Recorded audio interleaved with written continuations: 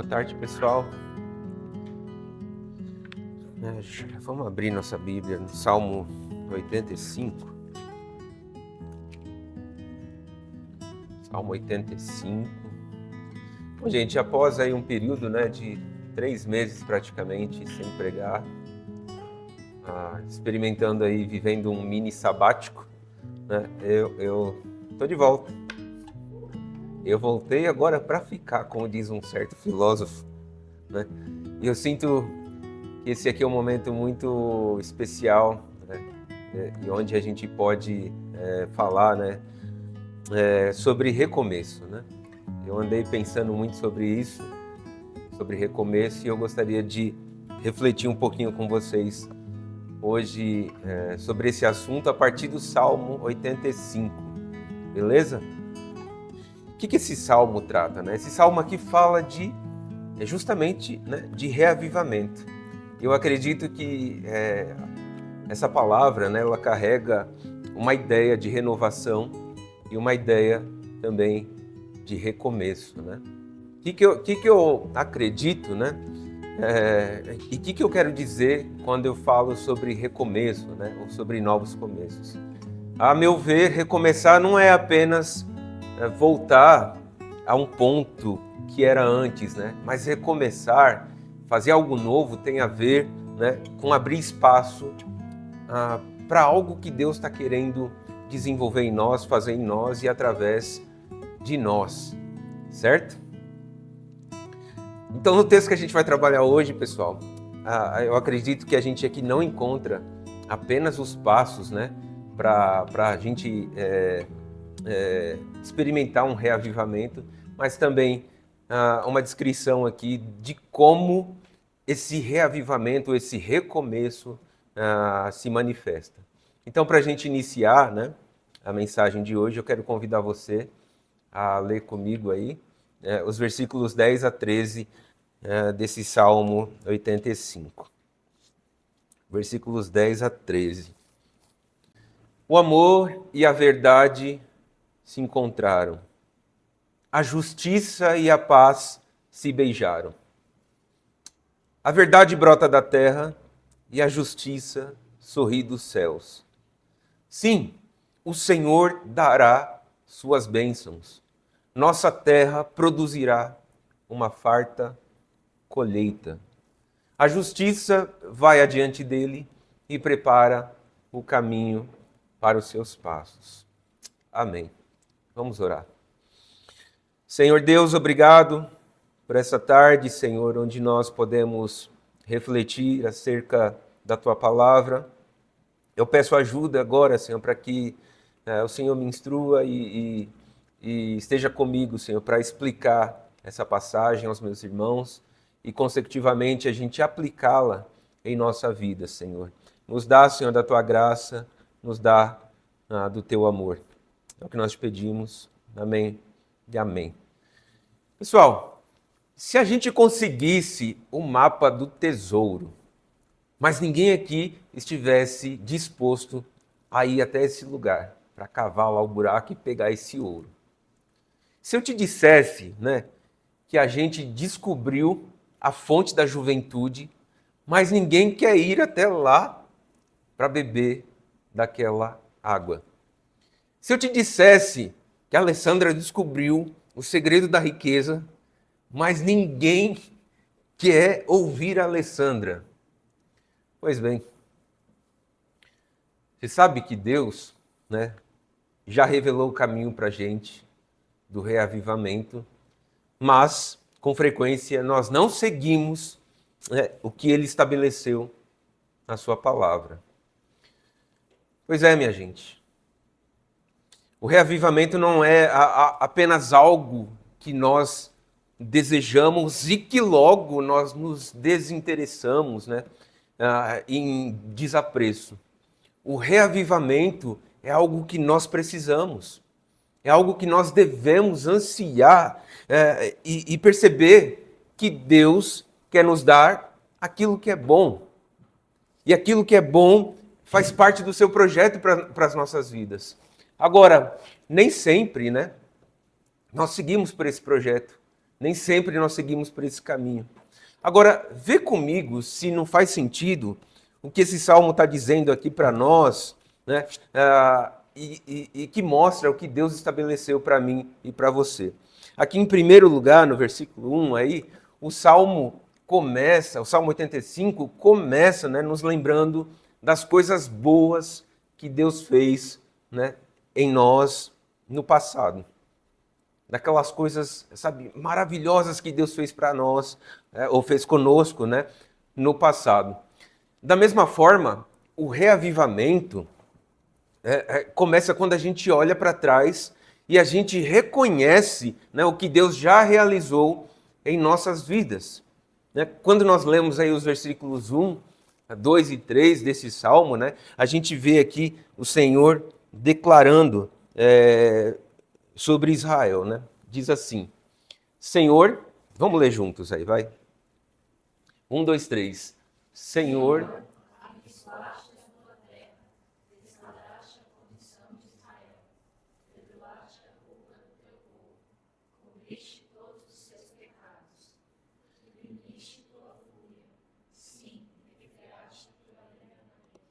o que vocês perceberam aqui nesse texto?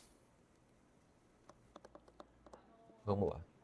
Está no passado, né? O que mais?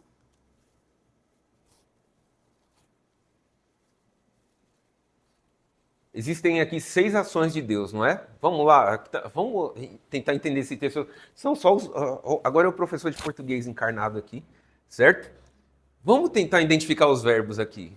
Quais são os verbos que tem aí nesse texto? Vamos lá. Primeiro, segundo, terceiro, quarto, quinto e sexto. O Samuel Samuel é professor de hermenêutica, a gente sabe disso. Ele disse uma vez que um pregador, só de olhar para o texto, né, um texto bíblico, e ele encontrar os verbos desse texto, ele já consegue montar uma pregação. Você concorda com Samuel ou não? Cara, esses versículos aqui, pessoal, tá aqui destacando para a gente, né, 6 ações de Deus. E todas elas estão no tempo passado. Deus mostrou favor ao seu povo. Deus perdoou os pecados do seu povo e Deus tirou do seu povo toda a ira que poderia haver sobre aquele pessoal. Então, reavivamento não é algo novo que está começando do zero.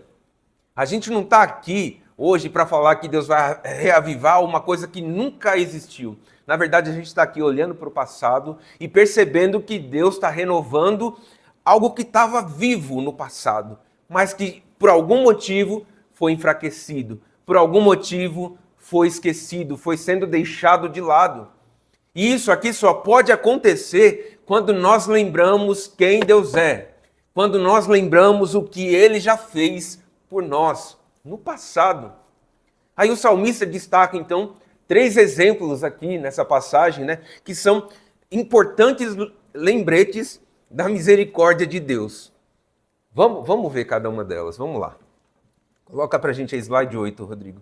O Senhor abençoaste a sua terra, restauraste a condição de Israel. Em primeiro lugar, Deus mostrou, né, favor ao seu povo. No contexto histórico aqui dessa passagem, isso provavelmente se refere ao exílio, né, ao retorno dos israelitas do exílio da Babilônia.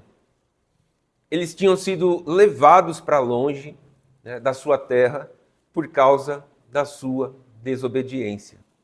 Durante décadas, esse povo, né, viveu como refugiado na Babilônia, longe do templo, longe da presença de Deus.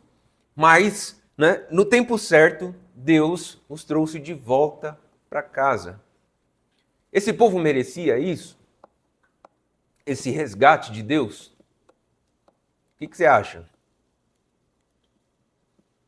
É claro que não, né? Esse povo tinha se rebelado contra Deus. Esse povo tinha adorado outros deuses e rejeitado a lei de Deus de forma contundente, né? E o exílio foi resultado justo das escolhas desse povo, né? Mesmo assim, Deus mostra o seu favor. Mesmo assim, Deus vai lá e traz o seu povo de volta e restaura-lhe a sua terra e dá ao seu povo uma nova chance. Nós também não somos parecidos com esse povo, Xuxa? Você não acha? Você não concorda? Né? Nós também não rebelamos contra Deus. Nós também não seguimos os nossos próprios caminhos. Nós também não fazemos escolhas erradas durante, né, a nossa caminhada. Mas Deus nos mostra favor. Ainda assim, Deus nos mostra favor. Ainda assim, Deus enviou Jesus para morrer na cruz pelos nossos pecados. Até que um dia, né, veio alguém e pregou o evangelho para o Buniel. Quem pregou o evangelho para você, Buniel? O seu pai. Você foi alcançado pelo evangelho de Deus por meio da pregação do seu pai, por meio do testemunho do seu pai. E Deus fez isso quando você não merecia, Buniel, quando você não valia um centavo. Romanos, no capítulo 5, versículo 8, diz que Cristo morreu por nós quando nós ainda éramos... Cara, Deus não nos trata como nós merecemos, porque nós somos o verme do cocô, do jumento de Balaão. E quando nós lembramos disso, a gente começa a entender o coração de Deus para o reavivamento, cara. Deus perdoou o pecado, versículo 2. Né? Deus perdoou o pecado do seu povo. E essa aqui, gente, é a verdade, né, mais poderosa que está escrita aqui nesse salmo. E interessante que quando chega aqui nessa parte, o salmista insere aqui um selá. Você já deve ter visto aquelas bíblias da Almeida, né, por exemplo. Tem ali uma parte que fala selá. Essa parte trata-se de um interlúdio, né? As igrejas históricas usam muito isso, prelúdio, interlúdio, pós-lúdio, né? Aqui no Templo Maior eu já vi a gente fazer prelúdio. O que é o prelúdio? É antes de começar tudo, tem ali um momento solene, tem a pianista lá, faz um fundinho, aquilo é um prelúdio. O interlúdio fica no meio e o pós-lúdio é aquela musiquinha no final, que ainda está todo mundo ali refletindo acerca das coisas. O salmista vai e insere aqui, né, um interlúdio. Ele coloca uma pausa para reflexão. Ou seja, embutido no nosso texto aqui está a seguinte mensagem: o perdão de Deus não é algo, né, que nós podemos apenas ler e seguir em frente, e seguir a nossa vida sem refletir nisso. Você tem que parar, né? Você tem que olhar para isso aqui, deixar isso falar com você, deixar isso entrar em você e começar a pensar nessas coisas. Porque quando Deus perdoa, Ele não apenas ignora os nossos pecados do passado, mas Deus remove completamente cada um desses pecados. A palavra aqui que o salmista está usando, para perdoar, significa que Deus levou embora. Deus tirou a nossa culpa e Ele levou embora, e Ele jogou fora. E Ele cobre os nossos pecados agora através do sacrifício de Jesus. Romanos 3:23 diz que todos nós pecamos. Todos nós, todos eles, todo mundo, né, pecou e está longe de Deus. Mas Deus oferece perdão total para qualquer um que venha até Ele. Agora pensa comigo, né? Quantas vezes nós carregamos culpa, e deve ter gente aqui hoje com culpa dentro de si, né, por coisas do passado, por aquilo que você fez há 2 horas atrás, há 20 minutos atrás, ou por aquilo que você fez ontem, ou por aquilo que você fez nessa semana, por aqueles pecados que você está latejando dentro do seu coração e te impedem de louvar a Deus de todo o seu coração. E você vem carregado de culpa, carregado de peso. Aí você fala, puxa, eu sou um imerecedor, né? Interessante que você não perdoa a si mesmo. Você fica carregando esse remorso, né? Fica remoendo essas coisas dentro de você, fica ali ruminando, né? Você fica ruminando o seu pecado, a sua dor. E isso é o seu tipo de perdão.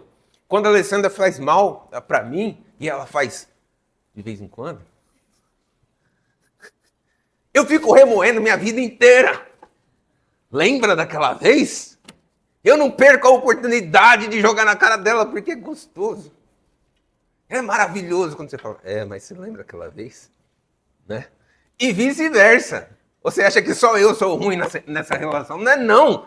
O nosso perdão, a nossa justiça não passa de um trapo da imundícia. Você sabe o que é um trapo da imundícia? É o absorvente que a mulher usava no passado. Tinha um pedaço de pano imundo, sujo, e aquilo ali era o trapo da imundícia. E o profeta compara a nossa justiça com o trapo da imundícia. Agora, olha só, coloca o seu tipo de perdão diante do tipo de perdão de Deus. Deus não traz mais à memória os nossos pecados confessados. Jeremias 31, 34 diz isso. E quando você se depara com isso, você fala, puxa, Deus é imensamente amor. Deus é totalmente misericórdia. E isso aqui, minha gente, é libertador demais. Não há maior bênção no mundo, né, do que ser perdoado por Deus. Ser perdoado por Deus é a maior alegria que todos nós podemos sentir. E essa verdade nos faz selar, nos faz parar e louvar ao Senhor por tudo que Ele faz por nós. Terceiro lugar, Ele deixa de lado a ira. Né? Deus deixa de lado, né, aquela rebelião nossa que merecia castigo de Deus. Deus é santo, Deus odeia o pecado e o pecado sempre acarreta consequências. Isso é fato. Mas Deus, em sua misericórdia, Ele escolheu desviar o castigo que nós merecíamos, a ira que Ele poderia sentir por nós. E Ele não nos trata conforme os nossos pecados, mas Ele nos trata conforme a sua infinita bondade. Romanos 8, versículo 1 diz o quê? Esse é um clássico, né? Na cruz, Jesus recebeu toda a ira, né, que deveria ter caído sobre nós. Toda coisa ruim que você faz, toda coisa ruim que você já disse, aquelas coisas que não prestam, tudo isso caiu sobre Jesus. E agora nós somos livres da ira de Deus. E agora nós estamos aqui livres da fúria de Deus. Deus não está mais furioso com a gente. Deus não está mais com raiva da gente. E agora Ele nos oferece paz e reconciliação. Posso ouvir um amém? Isso é incrível, não é, Stephanie? Isso é maravilhoso demais. Muitas vezes a gente pensa que Deus está bravo com a gente. Muitas vezes a gente pensa, né, que Deus está pronto para nos punir. Mas a verdade, gente, é que Deus já desviou a sua ira de nós, colocando Jesus na frente. Jesus está na nossa frente e toda a ira de Deus foi jogada em Jesus. E Ele nos aceita como nós somos. Deus nos aceita como você é, com essa carinha linda que você tem. Ele te aceita como você é, porque Jesus pagou o preço por você. Pagou o preço por mim, pagou o preço por todos nós.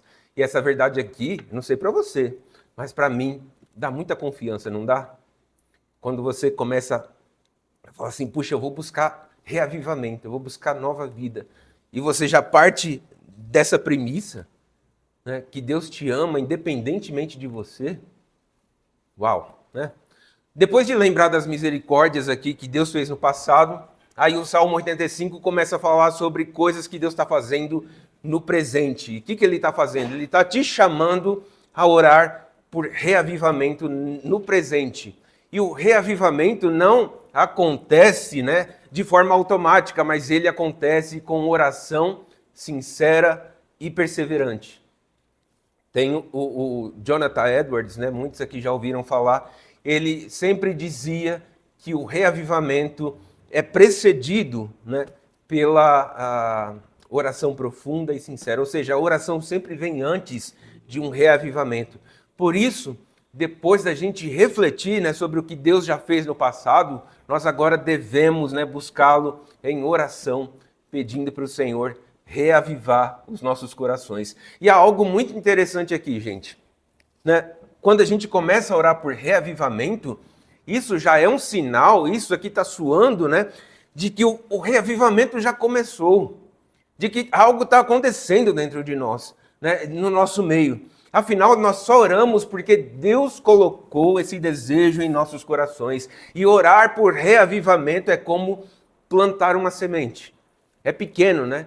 Às vezes é simples. Dias atrás o Lúcio olhou para mim, estava aqui fora, eu e ele conversando. Ele olhou para essa árvore que está plantada no vaso e a árvore está crescendo muito. Ele falou uma coisa que eu achei interessante. Poxa, eu plantei essa árvore e vi ela aqui pequenininha.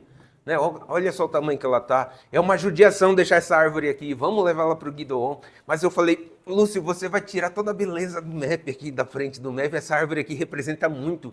Ou seja, isso que a gente está fazendo hoje pode parecer pequeno. Isso que a gente está fazendo hoje pode parecer insignificante. Mas para Deus é essencial, porque carrega dentro de si uma grande coisa que Deus está construindo. Algo muito grande que Deus está fazendo. Agora, sem essa semente, nada disso poderia acontecer. Então, as coisas que você está fazendo hoje, que a seu ver é pequeno, é insignificante, cara, continua fazendo. Na quarta-feira, o pastor disse uma coisa que achei interessante. Se você evoluir 0,1% por dia, né, no final do mês você evoluiu, você melhorou 3%.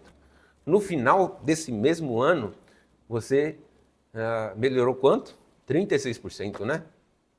Gente, 36% num ano é muita melhoria, mas precisa começar com 0,1% hoje, agora. Qual é o 0,1% que você vai melhorar hoje? Qual é a sementinha que você está carregando e que isso a pouco, ou a médio, ou a longo prazo, isso vai crescer e vai ficar grande? Quais são as coisas que você está colocando no Senhor? Eu, como Tiondô, me pergunto, pelo que nós devemos orar? Né? O Salmo aqui nos dá 3 direções, no mínimo, aqui, né? Claras. Mais uma vez aqui, o verbo restauração. O Senhor nos restaura. Slide 13 aí, Rodrigo. O salmista diz assim: agora, ó Deus de nossa salvação, restaura-nos. Deixe de lado a sua ira contra nós. E ele pergunta: ficarás indignado conosco para sempre? Prolongarás a tua ira, né, por todas as gerações? A palavra que é usada aqui, nesse termo aqui para restaurar, é a palavra shuv, né, do hebraico, que significa metanoia, né, do grego, que significa aqui para a gente dar meia volta e voltar. É arrependimento. Ou seja, a gente precisa de reavivamento porque a gente precisa, né, se lembrar que nós tiramos os olhos do Senhor. E que a gente faz isso de modo muito fácil. E que a gente faz isso de modo muito ligeiro. E que a gente é muito iludido ou é muito seduzido, né, a tirar os olhos de Jesus. Por isso que o salmista está dizendo, a gente precisa começar com arrependimento, a gente precisa reconhecer a nossa culpa e a gente precisa clamar por misericórdia. Aí o salmista continua, né? Versículo 6, o Senhor não vai nos reanimar, não nos reanimarás para que o teu povo se alegre em ti. É como se o salmista estivesse dizendo assim, Senhor, volte para nós e traga a vida nova para nós. Né? Ou seja, reavivamento, então, né, não é apenas consertar o que está errado no passado, o que foi feito errado, o que a gente errou. Na verdade, o reavivamento é renovar a nossa alegria no Senhor. Às vezes eu brinco com vocês, né, que eu não conheço os jovens mais velhos da Terra, né? E você sabe que às vezes a gente se dá bem aqui, porque a gente todo mundo é meio introvertido, não é? Você pode ver que quando chega um cara mais extrovertido aqui, ele fica meio perdido, né? Porque aqui só tem introvertido, mano. Né? Mas a gente se entende como ninguém. Hoje mesmo eu estava lá batizando um amigo meu, acho que no decorrer da vida, da nossa jornada juntos, assim, eu falei com ele 4 vezes. Mas é um amigão. E eu não sei o que acontece, mas a gente se conecta, sabe? De forma maravilhosa. E olha só que coisa. No dia que Jesus chamou ele, eu estava lá e Deus me fez de testemunha para aquilo. Certo? Conseguiram conquistar algumas coisas e aí foram... mano, vamos alugar uma loja agora bem grande. Aí eu falei, cara, Deus está fazendo muitas coisas na sua vida, mas você precisa casar. Eu lembro que eu falei essas palavras para ele. Né? Passou pouco tempo. Quem estava lá no cartório assinando de testemunha, né, o casamento do cara? Eu! Sou sua testemunha. Segunda vez que eu falei com o cara. Segunda vez. Só, não, tô zoando. Ele ia na casa, né? A gente fazia célula direto. E tudo mais. E agora, no dia do batismo dele, quem é que desce as águas com o cara? Sabe? Quem é que ora por ele naquele dia? Eu! Ou seja, os introvertidos, eles se completam. Eles se entendem de um jeito, eles estão numa frequência, sabe? Muito boa, assim, que eles não são atingidos, mano, pela globosfera extrovertida, mano. A gente se entende. Por que eu e o Rodrigo, a gente... Às vezes ele nem conta uma piada, mas ele tá rindo e eu também. Fica assim. E a gente fala, cara, isso é engraçado, não é, né? Mas do que a gente tá rindo? Não sei, mas é engraçado estar com você, né? Ou seja, é isso, gente. Sabe? Reavivamento tem dessas coisas. É renovar a alegria do Senhor. Às vezes não é só falar e expressar e fazer muita coisa, né? Mas às vezes é uma sementinha que você está ali e você está fazendo isso com amor no Senhor, porque é no Senhor que nós encontramos todo amor e todo prazer. Certo? Por fim, aqui o salmista, ele ora, né, por libertação e ele diz assim, versículo 7, mostra-nos o teu amor, Senhor, e concede-nos a tua salvação. Aqui vem a palavra, né? Amor recede, né? É uma palavra muito usada na Bíblia. É um amor infalível, né? É um amor leal, é um amor que não falha de jeito nenhum. E isso aqui fala do amor fiel de Deus, o amor constante de Deus, baseado na aliança que ele fez, né, com o seu povo. Então, quando nós oramos por libertação, não estamos orando porque estamos confiando nos nossos próprios méritos, né? Na nossa qualidade de cristão.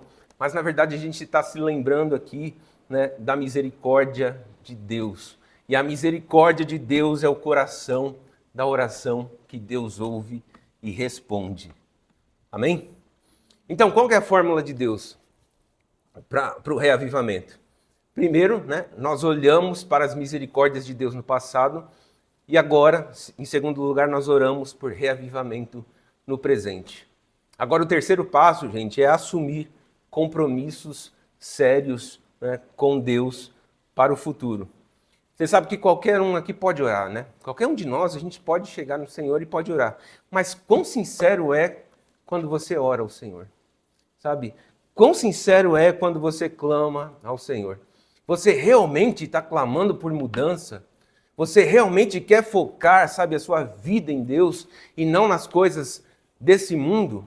Ou seja, não basta apenas pedir por reavivamento.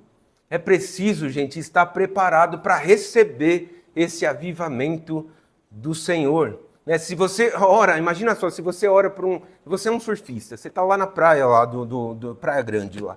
Você está com a sua prancha. Aí você ora, Deus manda uma onda gigante, Deus. Eu vou, né, entrar nessa onda agora e vou surfar ela legal. Aí quando você vê a onda, você corre para a areia.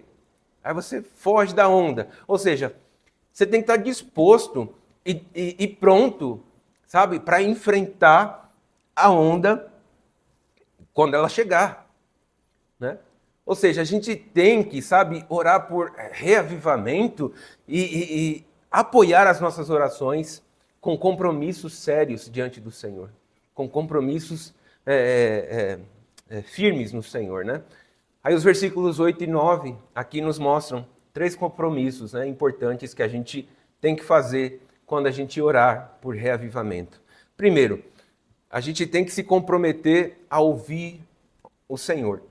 O salmista, versículo 8 diz, eu ouço com atenção o que Deus diz.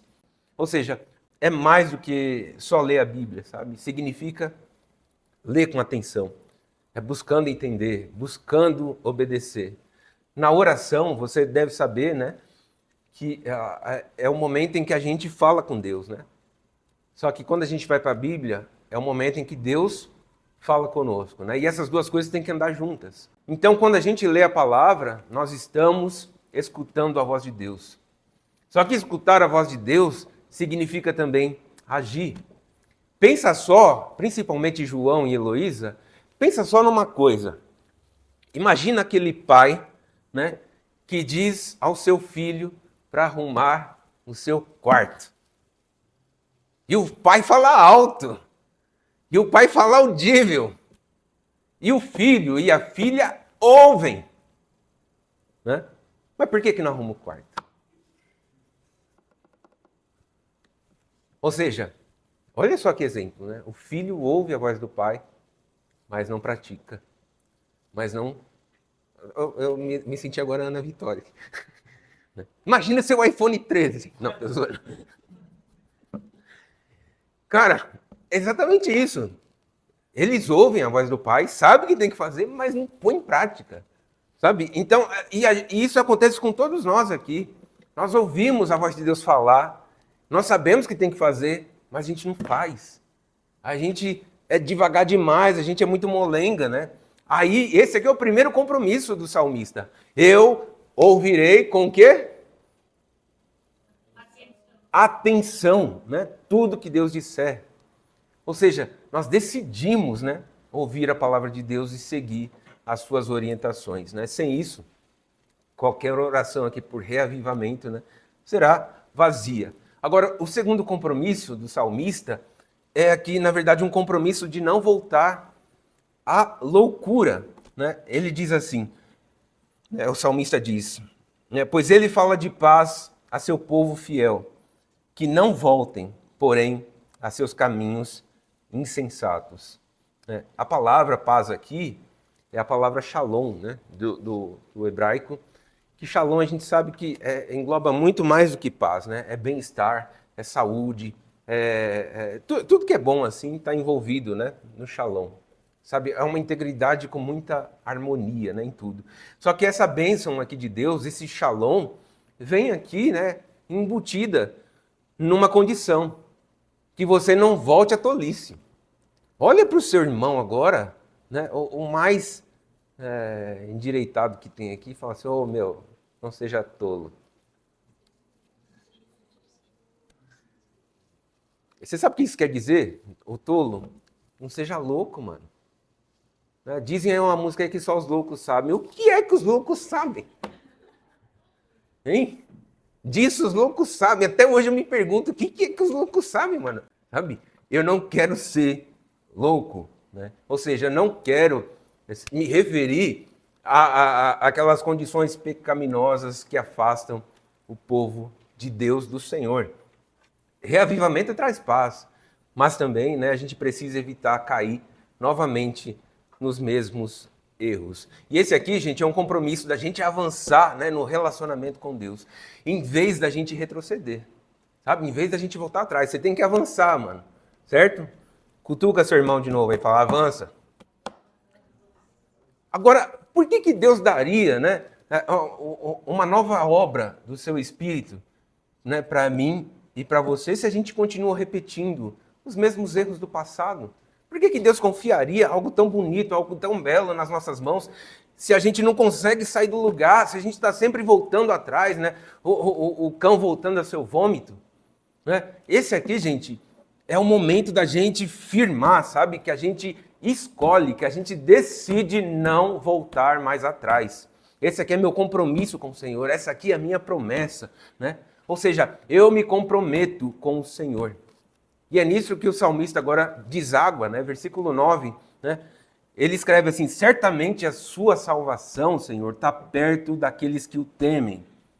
Então, toda a terra, nossa terra se encherá da sua glória. Ou seja, temor a Deus não é medo da punição. Temor a Deus é reverência. Temor a Deus é respeito. Temor a Deus é total entrega a Ele, né?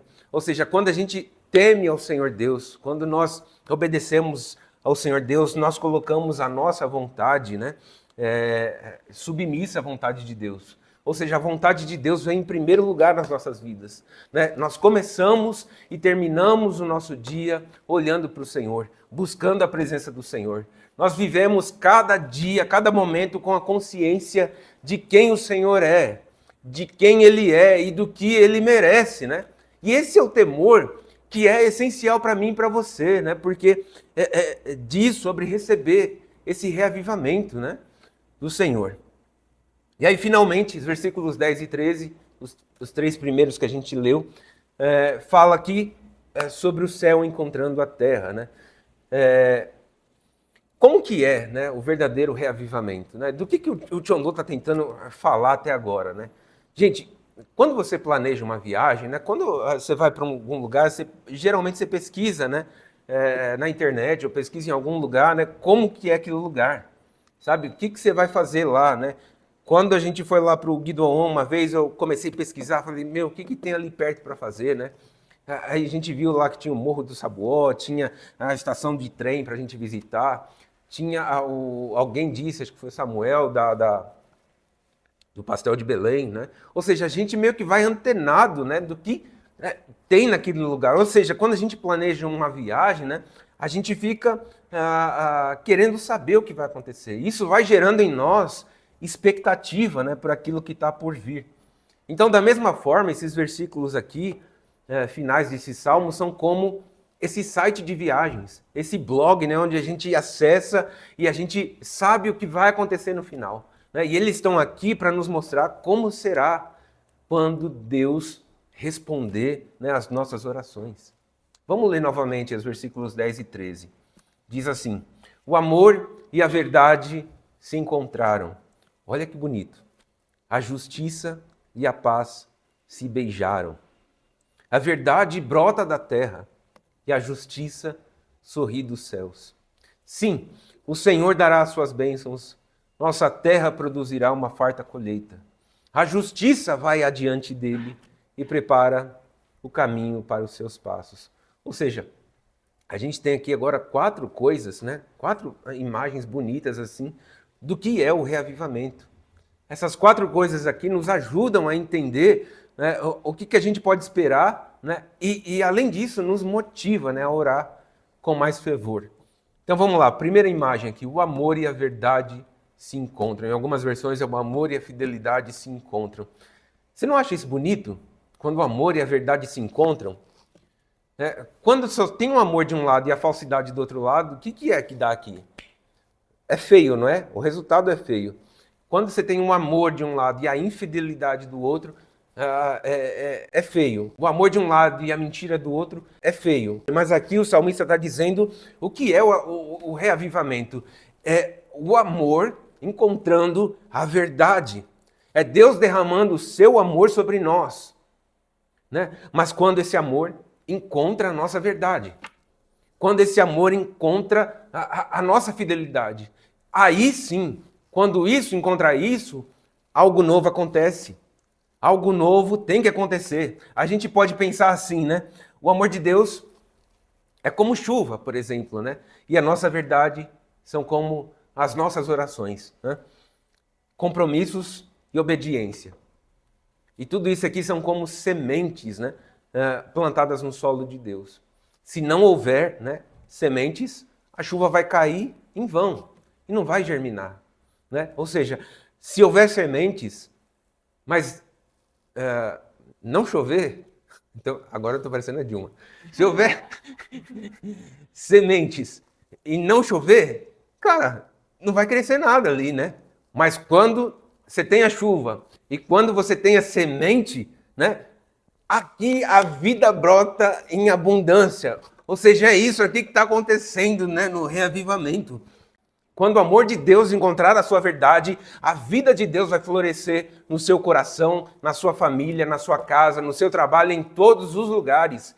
E essa imagem aqui tem que te motivar a você orar de modo mais fiel ao Senhor.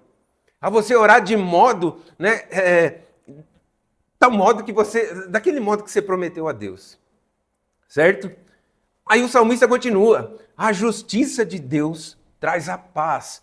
A justiça e a paz se beijaram. Ou seja, é a verdade brotando aqui da terra, né? E a justiça sorrindo lá dos céus. Olha só que eu acho isso muito bonito, cara. Todo mundo aqui quer paz, não é? É ou não é? Você quer paz, João? Você quer paz, Alessandra? Né? Quer mesmo? Gente, só um adendo aqui hoje. Eu e a minha companheira aqui, minha amada esposa, Completamos hoje 23 anos de casados. Foram 23 anos de paz? Foram! Teve umas pelejas aí, né? Mas teve. Os primeiros 7 anos são terríveis, gente. É sério.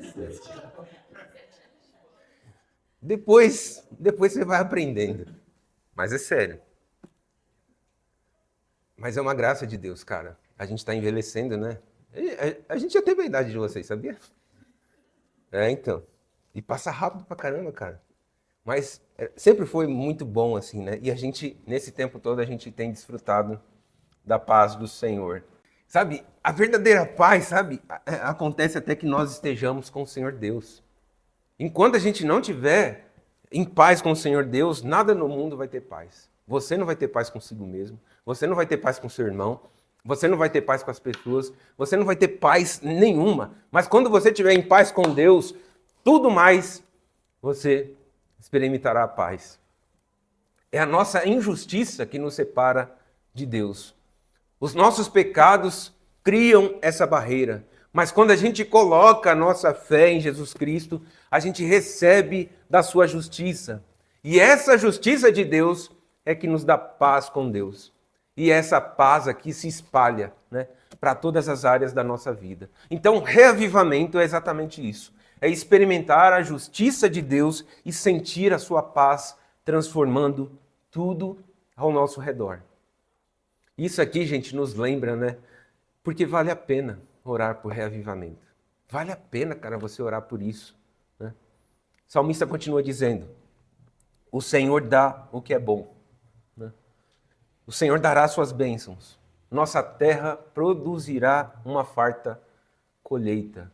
Deus deseja abençoar aqui a nossa terra, né? Mas para que isso aconteça, né, a gente não pode se esquecer que muitas vezes nós perdemos essas bênçãos do Senhor Deus, né, por causa da nossa desobediência, né? A gente vive preocupado, a gente vive cheio de medo, e a gente vive, né, buscando satisfação nas coisas do mundo. E aí a gente deixa de receber aquilo que Deus quer nos dar. Mas no reavivamento, nós aquietamos as nossas almas. Nós preparamos o nosso ser, o nosso coração, a nossa alma, né, para o Senhor Deus. E aí Deus derrama das suas bênçãos, né? Ou seja, isso aqui, a meu ver, é uma visão que encoraja muito o meu trabalho aqui na igreja, a sua participação aqui também, né? Ou seja, porque não é apenas, né, sobre uma mudança espiritual, mas é também sobre experimentar o melhor que Deus tem para cada um de nós. Último versículo, né?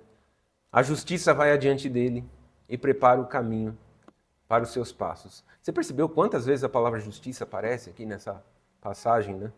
E aqui destaca a importância disso, né? Quando a gente é justificado pela fé em Jesus Cristo, a gente começa a viver, né, de maneira justa diante de Deus.